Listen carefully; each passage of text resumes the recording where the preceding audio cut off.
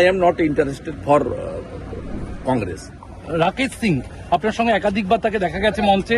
রাকেশ সিং বিজেপির সমর্থক, বিজেপির মেম্বারশিপ নিয়েছে, বিভিন্ন কর্মসূচিতে থাকতেই পারে, তার সঙ্গে কি আছে। কালকে আমাদের রাজ্য সভাপতি শ্রমিক ভট্টাচার্য মহোদয় এটা নিয়ে বলেছেন। আমি শ্রমিকদার বক্তব্যকে সমর্থন করি, আমার এটাতে আলাদা কোনো বক্তব্য নেই। এর দুটো পার্ট আছে, এটা দলের কর্মসূচি কিনা, অনুমোদিত কিনা শ্রমিকদা বলেছেন যে এটা দলের এন্ডোর্স কর্মসূচি নয়। আর দ্বিতীয় পার্ট হচ্ছে যেটা সজল ঘোষরা, কেয়া ঘোষরা বলেছে যে ভারতীয় জনতা পার্টি বা অনেক মানুষের মধ্যে এই মাননীয় প্রধানমন্ত্রীর মানে প্রবীণা প্রয়াণ হওয়া মায়ের প্রতি যে ভাষা, দুটো পার্ট আছে। হয়তো আমি মাননীয় রাজ্য সভাপতির বক্তব্যকেই আমি পূর্ণ সমর্থন করি, আমার আলাদা কোনো বক্তব্য নেই। সাথে সাথে সজল ঘোষ এবং কেয়া ঘোষ যে সেন্টিমেন্টের কথা বলেছেন, সেন্টিমেন্টটাকেও আমি সমর্থন করি, কিন্তু সভাপতি যেভাবে বলেছেন সেটাই আমাদের সকলের কথা। আমরা বিজেপি সভাপতি ওরিয়েন্টেড পার্টি, পার্টি প্রেসিডেন্ট যা বলেছে, all BJP workers, leaders, functionaries, MLA, MP, আমাদের সকলের বক্তব্যই শ্রমিক ভট্টাচার্য প্রদেশ সভাপতি। আপনাকে শুভঙ্কর সরকার কিছু জানিয়েছেন? আপনি যেহেতু রাজ্যের বিরোধী দলনেতা, আপনাকে কংগ্রেসের কোন নেতা এই বিষয়ে কোনো অভিযোগ? আমি আই এম নট ইন্টারেস্টেড। পশ্চিমবাংলার কংগ্রেসের রোল অত্যন্ত খারাপ। কংগ্রেসের রোল যে কটা লোক আছে তারা করে, যখন অধীর চৌধুরী ছিল লড়াই করার চেষ্টা করত। অধীর চৌধুরীকে দিল্লির কংগ্রেস সরিয়েছে মমতা ব্যানার্জিকে খুশি করার জন্য। অতএব এখানে ওখানে সোনিয়াজি, রাহুলজি, প্রিয়াঙ্কাজির সঙ্গে eating, meeting, sitting, dinner, lunch, tiffin সব করছেন। ওখানে কি ললিতেশ ত্রিপাঠী, তাকে চিনি না, সে কোথাকার দেখি যায় না, সে যাচ্ছে। আর ইউসুফ পাঠান যাচ্ছে, যাকে মুর্শিদাবাদে দেখা যায় না, মুর্শিদাবাদে কারোর জন্য পাওয়া যায় না, তিনিই যাচ্ছেন। তারা পার্টি প্রতিনিধিত্ব করছে ওখানে।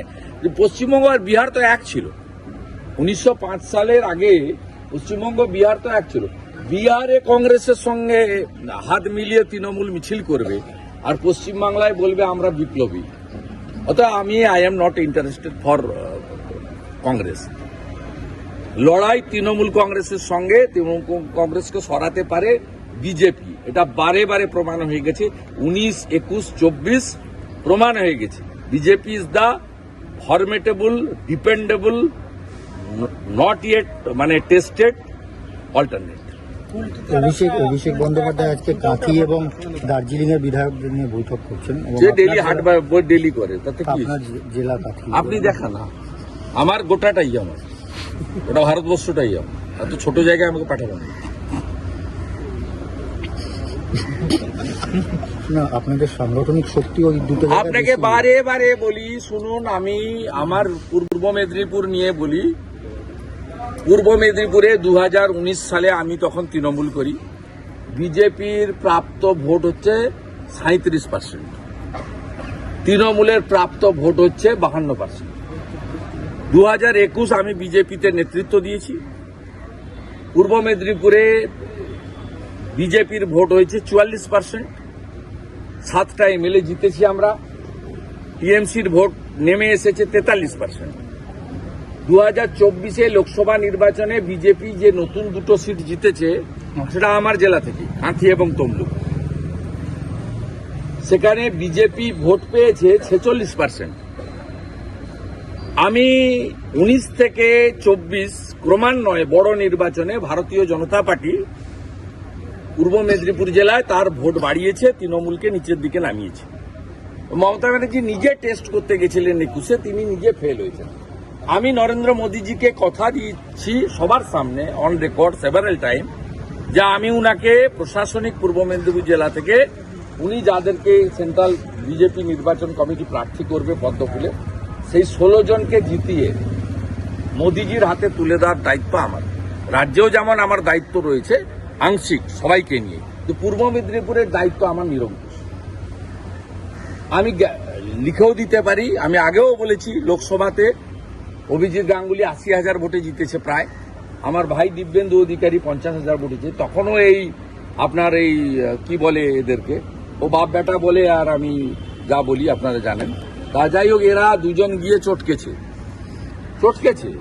চটকেছে কিন্তু আলটিমেটলি কিছু করতে পারিনি।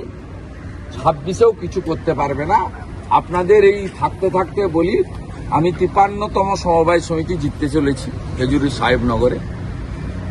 2 রাউন্ডের গোনা হয়ে গেছে, আমি 100-র বেশি ভোটে এগিয়ে আছি, আরো 2 রাউন্ড গোনা হবে। আমি এটা আজকে জিতলে এটা হবে আমার 53তম, হ্যাঁ রাধাপুরের 53তম। রাজ্য পুলিশ দিয়ে ভোট করেও আমি সমবায় তৃণমূলকে একদম সাফ করে দিয়েছি, যাকে আমাদের গাঁয়ের কথায় বলে গেঁড়ু উপড়ানো হচ্ছে, যাতে তৃণমূলের আর ছিন্নমূলের কোনো বিন্দু মাত্র থাকে না। আমি প্রমাণ করে দিয়েছি, 26-এ প্রমাণ করে দেবো।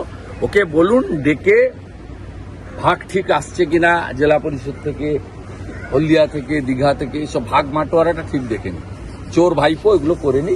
ভোট হবে না, ভোট হবে না। ও গাঁয়ের ছেলের সঙ্গে গাঁয়ের লোক আছে, এসব বড় লোকের সঙ্গে নেই। চিন্তা শেষ একটাই প্রশ্ন, আজকে চলুন, আপনি আমার যে কাজ আজকের আছে। বৈঠকে এটা আমার রুটিন কাজ। পার্টি যে দায়িত্ব দেয় আমাকে পালন করতে হয়। পার্টি আমাকে কিছু দায়িত্ব দিয়েছে নির্বাচন সংক্রান্ত, অলিখিত দায়িত্ব, সেই দায়িত্ব আমাকে পালন করতে হয়। পার্টি ফার্স্ট, তারপরে অন্য কিছু, ঠিক আছে? যেমন বিজেপির কাছে নেশন ফার্স্ট, পার্টি তারপরে, আর ব্যক্তির কোনো জায়গা নেই এখানে। আমাদের ক্ষেত্রে পার্টি ফার্স্ট। পার্টি যদি বলে একদিন তোমাকে ক্লিন করতে হবে এই অফিস কাজটাও করে। আরো ভালো ভালো খবর দেখতে সাবস্ক্রাইব করুন বাংলা হান্টের ইউটিউব চ্যানেল। বাংলা হান্টের আরো খবর দেখতে নজর রাখুন। বাংলা খবর মানেই বাংলা হান্ট।